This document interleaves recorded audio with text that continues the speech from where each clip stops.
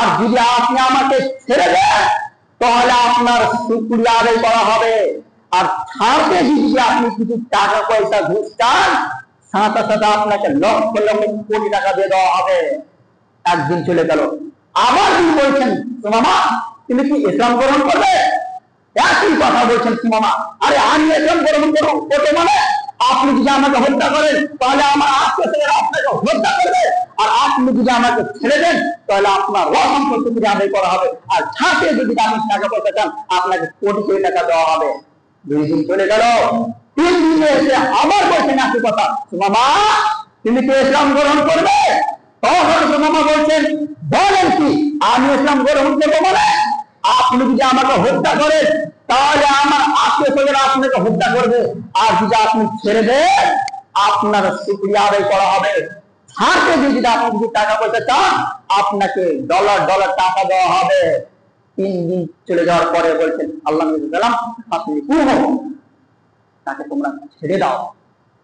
ছাড়ার সাথে সাথে সেই লোকটি মসজিদ থেকে বেরিয়ে 1 বছরের হাত ছাড় পিছনে আল্লাহ নবীর দিকে তাকাচ্ছেন আর বলছেন পৃথিবীতে ভদ্র মানুষ দেখেছি, পৃথিবীতে সদাচর মানুষ দেখেছি, পৃথিবীতে নম্র মানুষ দেখেছি, কিন্তু এইরকম মুহাম্মদের মতো নম্র মানুষ সদাচরণের মানুষ কেউ হতে পারে না। এই চাইতে কি আর ভালো মানুষ হতে পারে? তখন সুমামা বিন উসাল বলছে যে সে কোন ধরনের মোহাম্মদ, সে তো আমাকে একটু তো এরকম বলতে পারছে তুমি আমার এলাকাতে আমার সামনে আমার রশিদে বাঁধা আছো, আর তুমি বলছো যদি আমাকে হত্যা করা হয় তাহলে আমার আত্মীয় স্বজন হত্যা করবে। সে বলছে এটাকে সুমামা বিন উসাল, তিনি এটাও বলছেন যে আল্লাহ নবী 3 দিন যাবত কোন কথা বললেন না গো, একটাও কোন কথা বললেন না।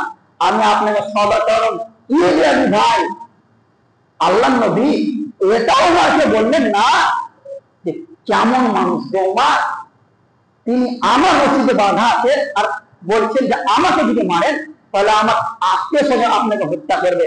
আর আমি আপনি যদি হতাম তাহলে আমাদের ভাষাতে বলতাম তোমার সাহস তো ক্ষুদ্র, তোমার সাহস দেখে তো আমি আশ্চর্যে চলে গেলাম, তুমি আমাকে মারতে চাচ্ছ। দেখেন আল্লাহ নবী সাল্লাল্লাহু আলাইহি ওয়াসাল্লামের সদাচরণ নম্র আচরণ কত সুন্দর। যে হোক সময় শেষ হতে যাচ্ছে, আর একটা হাদিস বলে আমি আমার বক্তব্য শেষ করে দিব। আনা আব্দুল্লাহ ইবনে মাসউদ قال قال رسول الله صلى الله عليه وسلم الا اخبركم بمن يحرم على النار ومن تحرم النار على كل حي من تحرم سهل। আব্দুল্লাহ ইবনে মাসউদ রাদিয়াল্লাহু তাআলা বলেন রাসূল সাল্লাল্লাহু আলাইহি ওয়াসাল্লাম বলেছেন যে হে সাহাবায়ে মানুষ শুনে নাও, এটা আল্লাহ নবী সাল্লাল্লাহু আলাইহি ওয়াসাল্লাম সাহাবায়ে কিরামদেরকে বলছেন, হে আমার সঙ্গী সাথে, হে আমার সাহাবা, আমি কি তোমাদেরকে এমন লোকের সংবাদ দিব না, আমি কি তোমাদেরকে এমন লোকের খবর দিব না যার উপরে জাহান্নামের আগুন হারাম হয়ে যায়, যাই ব্যক্তিকে জাহান্নামের আগুন স্পর্শ করতে পারবে না, যে মানুষকে জাহান্নামের আগুন স্পর্শ করতে পারবে না।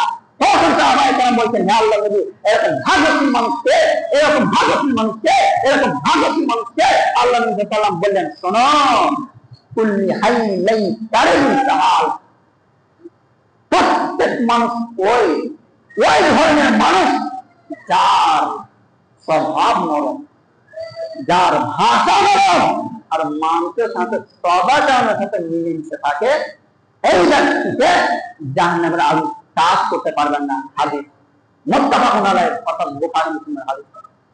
সময় শেষ, আরো অনেক কিছু বলার ছিল বলতে পারলাম না।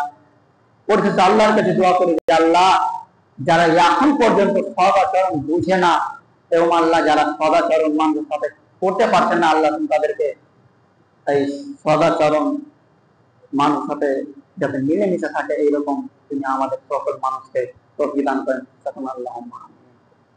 এখান থেকে আমার বক্তব্য দিচ্ছি ওমা আলাইনা ইল্লাল বালাগ।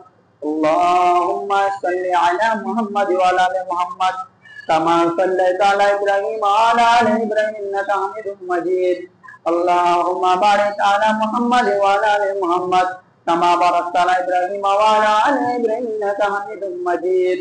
ربنا تقبل منا انك انت السميع العليم وتب علينا انك انت التواب الرحيم واخر دعوانا الحمد لله رب العالمين.